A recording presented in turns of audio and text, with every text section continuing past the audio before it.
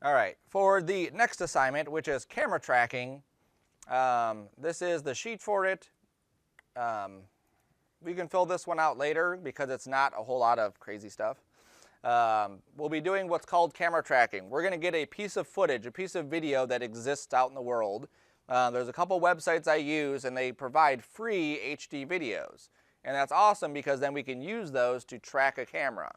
And the idea with this is that we want to take a video and input images or graphics or text inside the video. In order to do that and make sure that it looks like they're part of the same thing, they're moving the same way, we have to do camera tracking, okay? So we're going to be tracking a camera from a video and integrating graphics. It should say and text into it. I'll just change that. Finding good source material, camera tracking one video. Last semester we did 3, but we just don't have time for 3 this semester. Add an animated graphic and piece of text to the track video. So you'll be adding text and a graphic to it. Adjusting the speed as needed, and then finishing touches, page transition, title sequence, all that stuff. You know, the same kind of thing we've been doing. There's no artwork specifically for this one, like a storyboard or a sketch or anything. Whatever you create can be something you've already done. So if you have your character from the past assignment, you can use that character in this assignment too. Or if you have a piece of graphic that you used in one of our other pieces, you can use that in this one. One of the guys in my other class, he's like I drew Captain America. I just haven't used him yet. And so that could be like if you had something you drew. So file, movie, and artwork. The artwork is any piece of graphic that you would have obviously created for this or used for it. The end product should be less than 20 seconds. Typically these clips are pretty short. You want them to be pretty short. It doesn't need to be crazy long. The resolution will be 960 by 540 and it's 6 points, okay? So it's a pretty straightforward assignment. We're doing a lot of the same stuff we've already done. It's just this extra step of camera tracking and integrating that stuff into it. All right, so our first step is going to be going to find pieces of footage. So there's typically 2 websites that I use, videvo.net. You can find free stuff here. And then the other one is VidEasy, V-E-E-Z-Y. Okay, and if you just Google search free HD videos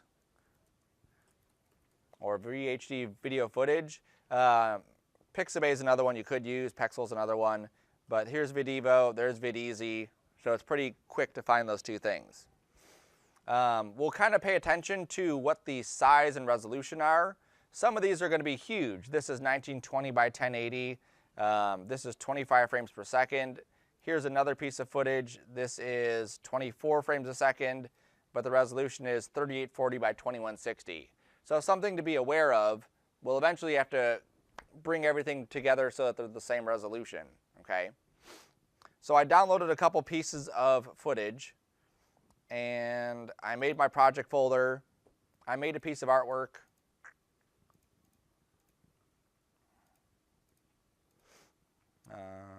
Here's my movies here. No. That one. Okay, so here's the movie that I'm going to use.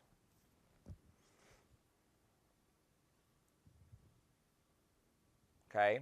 Now, a good piece of footage doesn't have a lot of, or any really, reflections in it. It doesn't have a lot of transparency in it, and it doesn't have anything moving except for the camera.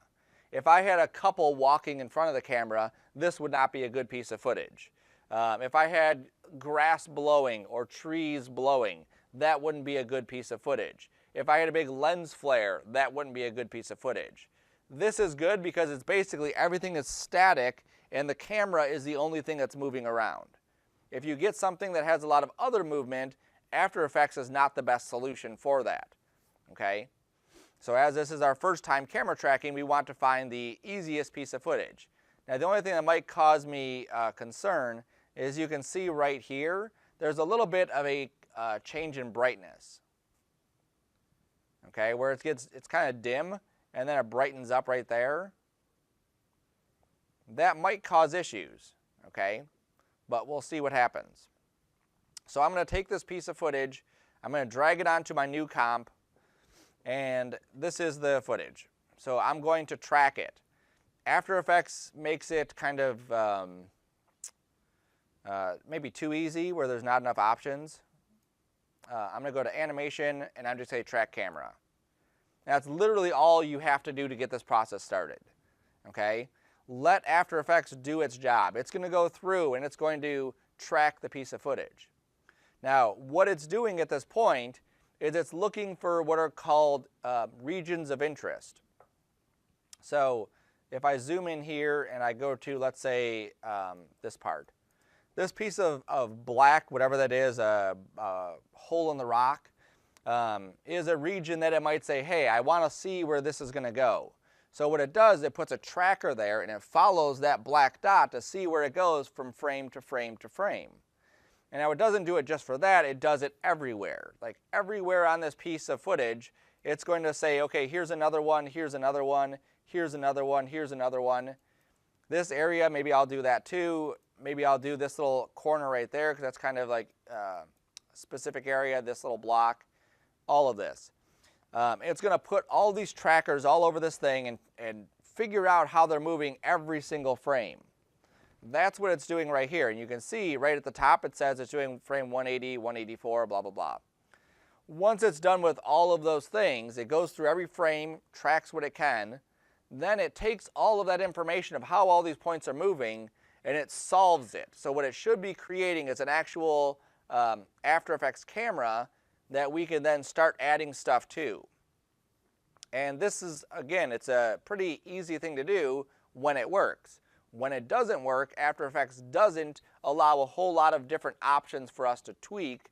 So you either get it in After Effects or you don't. That's one of the bad things about it. All right, so it's done.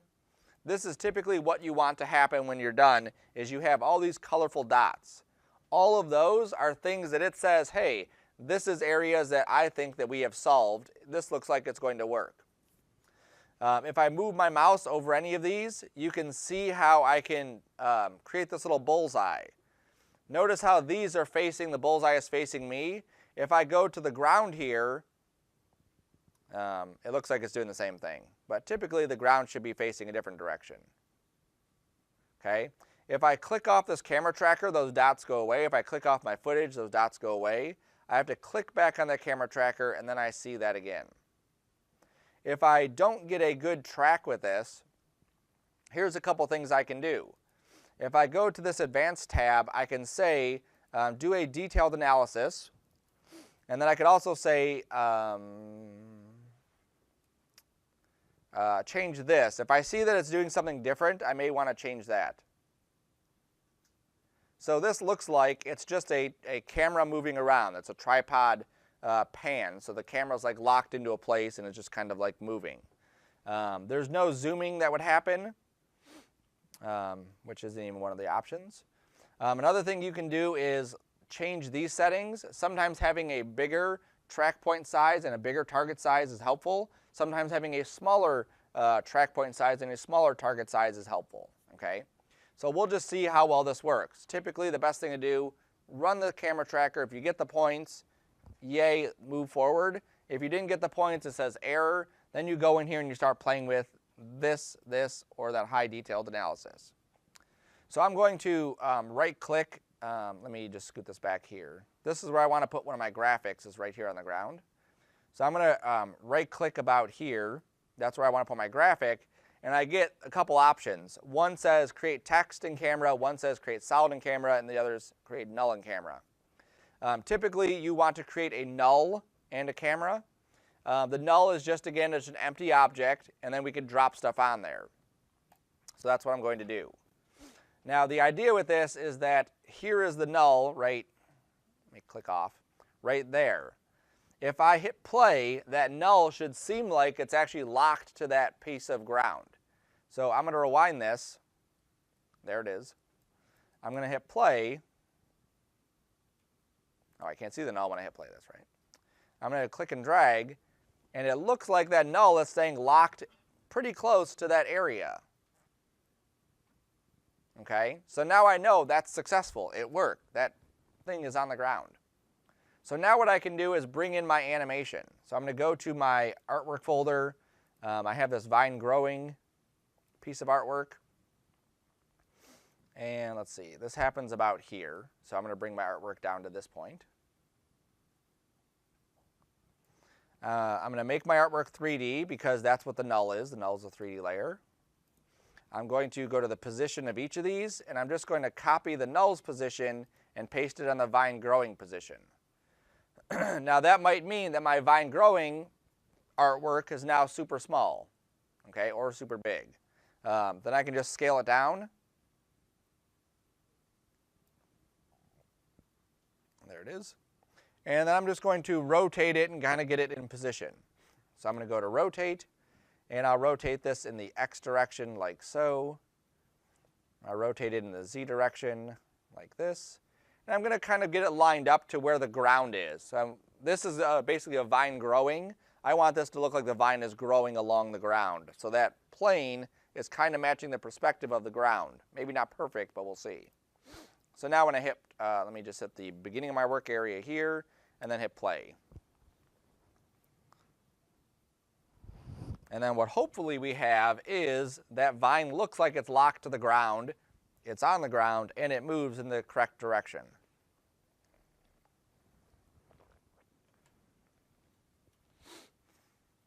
I should probably turn motion blur and all the other effects I have on it off, but we'll see. Now tracking is one of those things where there's a million uses for it. This is one way to track. We have a class called Nuke where we do basically 2D tracking, 3D tracking, camera tracking, planar tracking, all these different ways to track a camera so that we can integrate 3D or integrate footage with 2D and 3D elements. If you've ever seen a commercial, typically they have some sort of adjustments to it. Let's say they replace the screens or the billboard or the sheets of paper on the wall or whatever it is. All of that stuff has to have tracking done so that it matches up perfectly.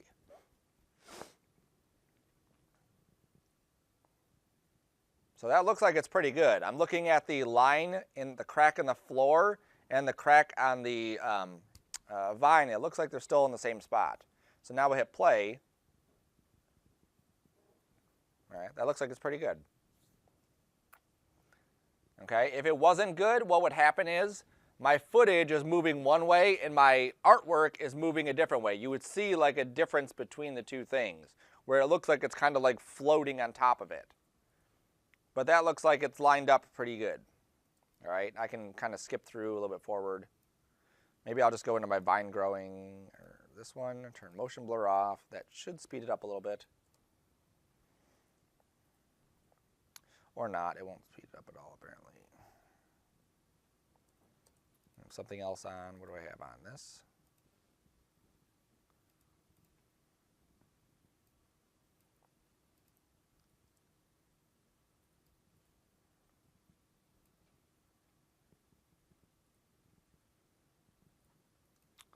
I'm going to change my renderer to classic 3D. I'll go a little bit quicker. Yeah, there we go. Much quicker.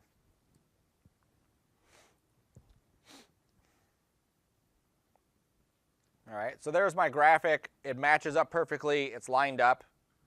If I didn't use this as a 3D element, if I just dropped this in, this is what it would do. I'll just reset this. It would just be on top of it. It wouldn't make any sense, right? That's what it would do. When we track something, it's kind of embedded inside the piece of artwork that we're looking at. Now the important thing to pay attention to as well, this vine growing is a 3D element. That's what makes it work in the scene. We also have a tracked camera, that's 3D. My piece of footage is still a 2D piece of footage. That's not a 3D piece of footage.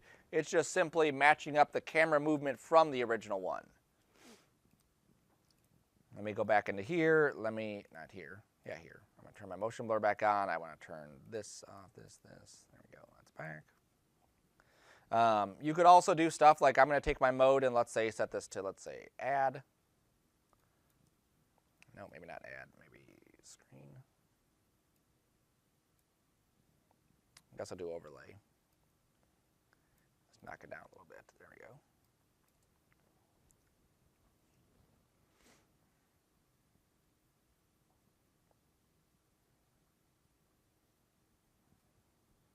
it looks better than it did, a second ago, where it's kind of just popping out a little bit too much.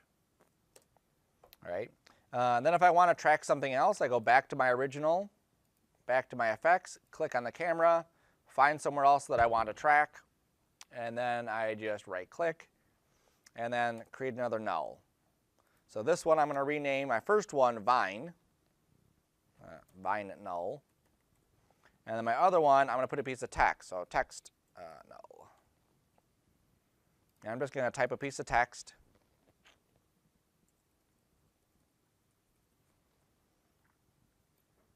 Make that a bit bigger. Let's go down to, let's say, the second line with this one.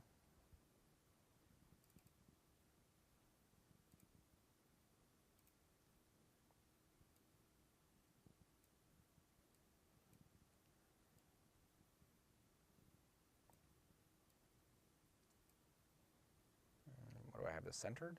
I must have it centered, yep.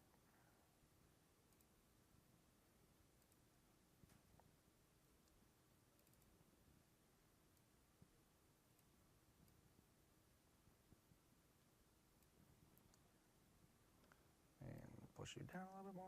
There we go. All right, so now I'm going to make this 3D. Toggle switches. The camera tracking is 3D. I'm just going to copy and paste the position of the null with the position of that. And then I can just scale it down. And if I need to nudge something over, typically you can nudge something over. Like these two planes are basically like a flat area. So if I needed to, I could just scoot that over a little bit and I wouldn't kill anything. It should still work. It might not, and I'll have to grab another point, but we'll see.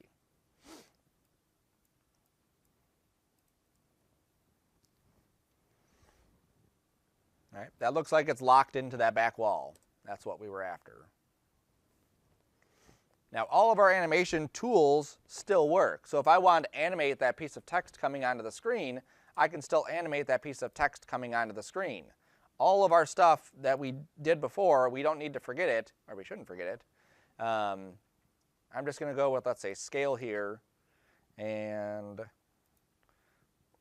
this is just like our animation assignment that we did. I'll go the other way. So we'll set a keyframe, let's say here, scooch this up a little bit, set that up to 100.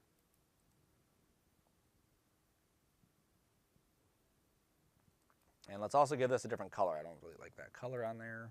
It's probably going to be the best color, but we'll see. Maybe I'll just eyedrop this red door. Yes. And then to make it stand out a little bit more, I'll add a layer style drop shadow to it.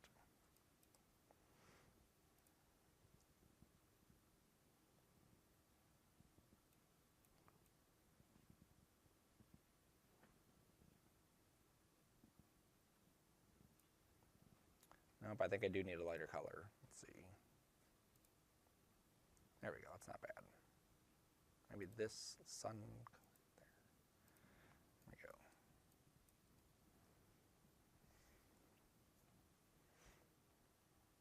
go. All right, motion blur all around. There.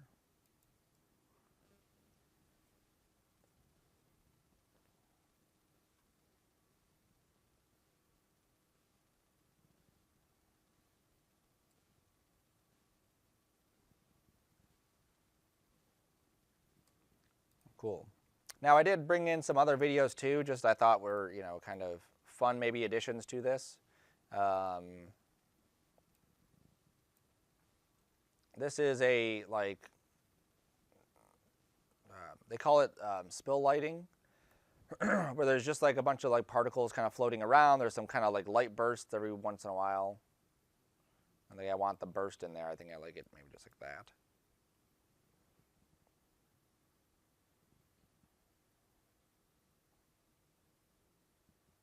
There we go. And I'm just going to take this and maybe just add it on top of this. And then I'm just going to make it 3D. And then just make it bigger.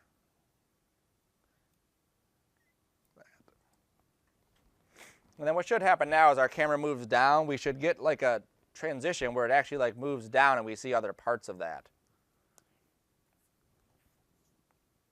And then here where the video is cut off, you'll see it just stops. So maybe I'm just going to rotate this some like that. Maybe scale this up even a bit more.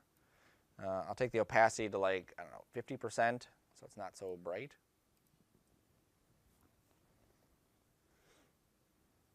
So you can see how it just adds a little bit of something to this piece of footage. I also found this, which was kind of neat. Oops, that's way too big. Look how big that is. There we go. So again, it'll make it feel like we're already like animating this. So I'll set this to add. There we go.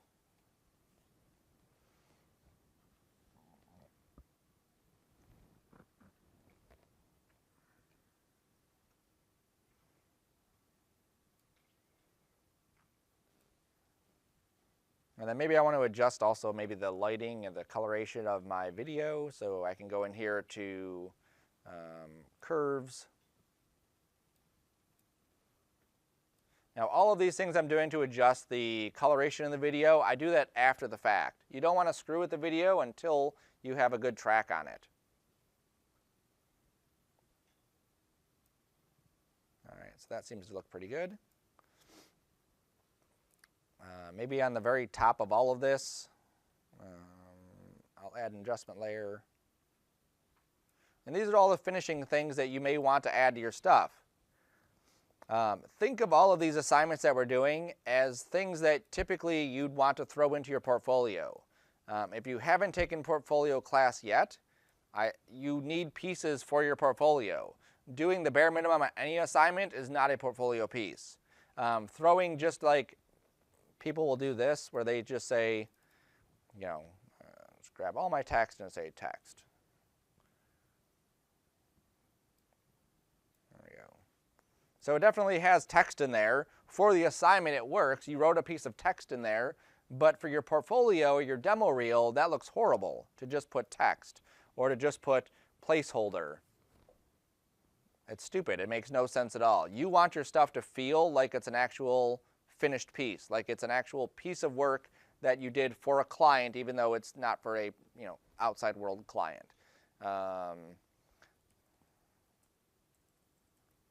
So even putting something like descriptive, stone alleyway, is definitely better than nothing in there, or something like we had before.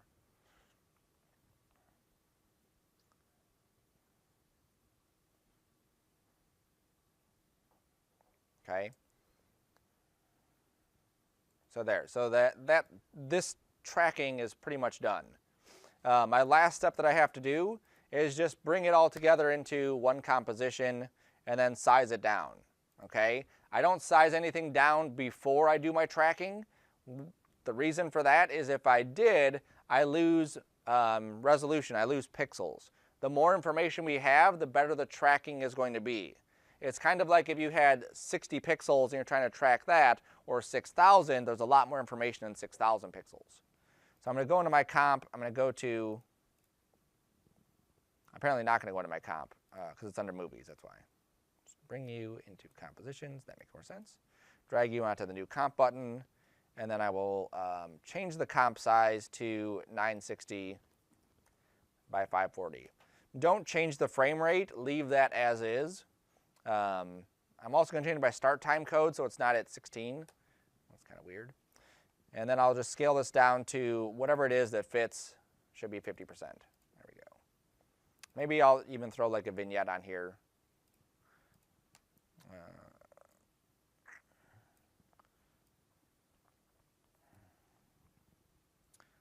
Set this top one to multiply.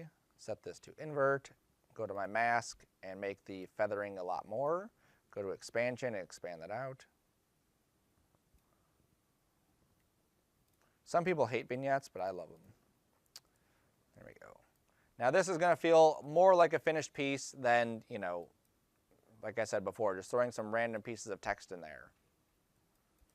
Even that one vine, I could add several vines to this. What I should do too is this is pretty, if you look at the pixels here, this is pretty grainy and that's pretty clear. I should save this, there we go. I'm going to go into that piece of footage and I'm just going to give this a little bit more of a, it sounds kind of like weird to even do, But I'm just going to give this a little bit, set this back to normal. I'm going to take the opacity back up. I don't think I want that. Soft light, no. I think I do want an add. That's fine. And I'm just going to add a little bit of blur to this.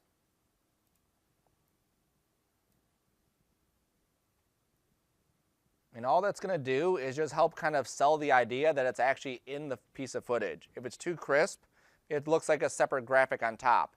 By blurring those edges, you can see how it just stands out, or it blends in just a bit more.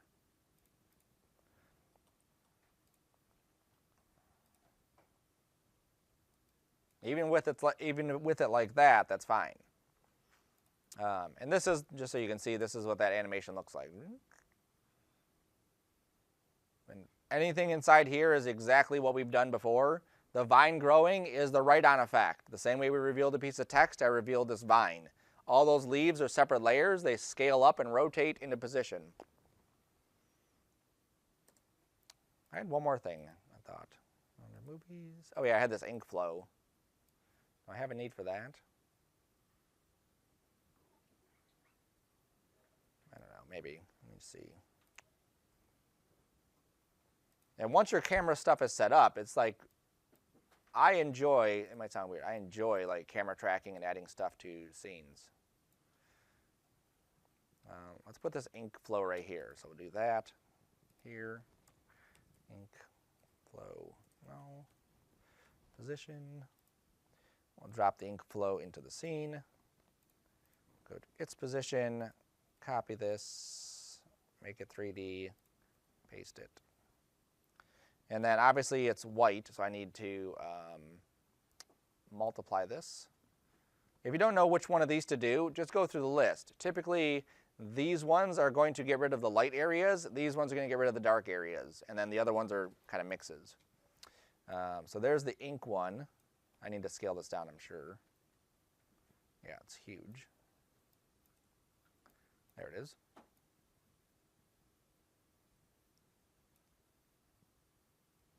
And I'll rotate this. I don't know if this one will even work. I may have to tweak it a bit more. And then you really get into, like, when you get to this level, you're like, oh, I want to put something on the door. Well, now you have this area of the wall that would have to be, like, excluded.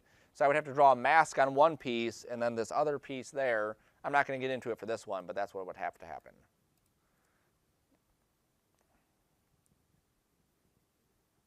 Let's turn motion blur off for a second here.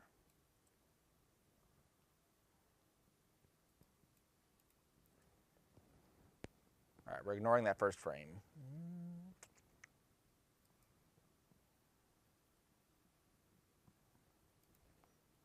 All right, maybe pull that down some. There it is. Yeah, I'd really have to come out of something. I'm not set on that. I'll just delete that. Okay. All right, so now I have my piece of footage here. Like I said, no more than 20 seconds. You'll see the very end of this, it didn't solve the camera, and this is typically what you would get if it had an error, unable to solve. So I'm going to make sure that I cut this well before that. So we'll cut that there. Even at the beginning of this, maybe I'll set the beginning to be cut. And then I'll trim my comp. And then there we go. Now when you drop this into your title card and all that, we have to just make sure that we have our stuff set up so that, title card,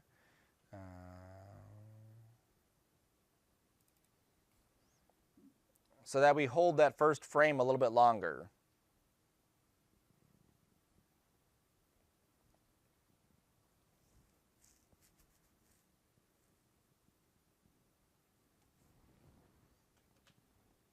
We'll wait.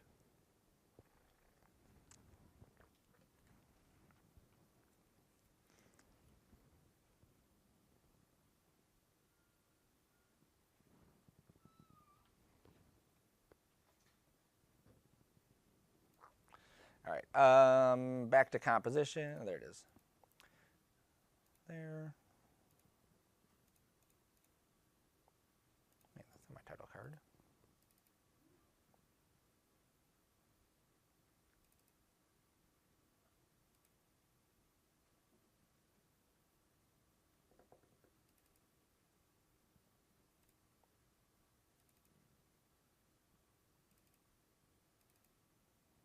I imported the wrong one.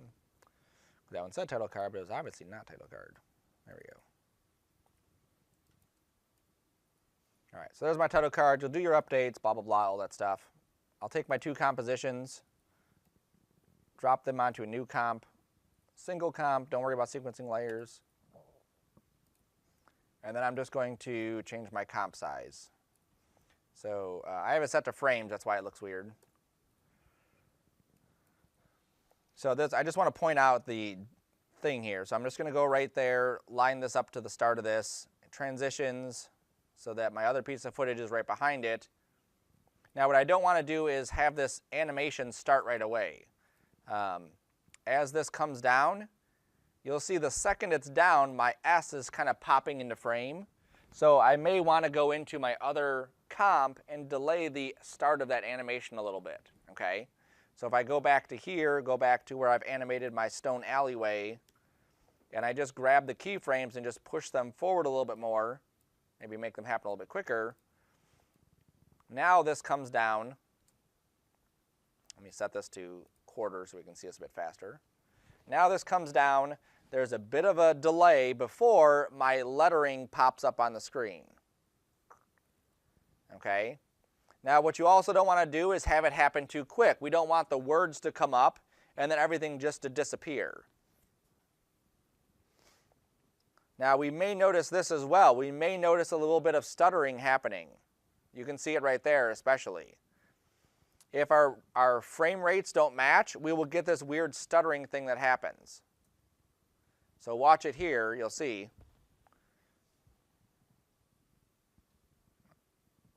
Okay, now it's subtle, but if I zoom in on this and watch it,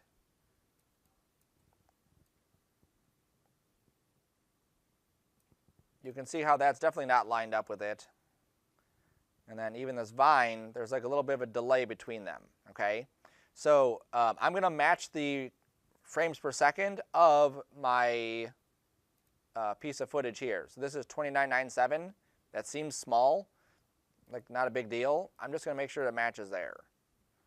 So I'm going to set this to 29.97, and then everything will line up.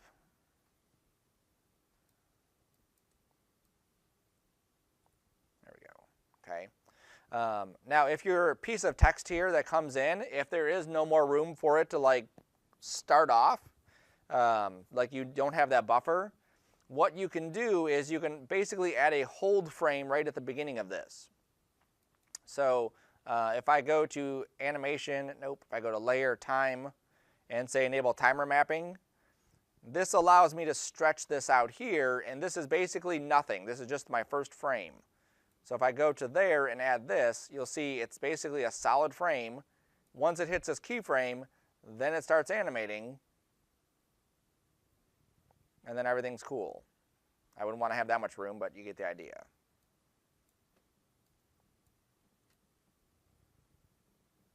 Okay, make sure there's no black spot at the end, so we'll set this, blah, blah, blah. I have my transition, right? It flows from this piece. I fixed the numbers and all that.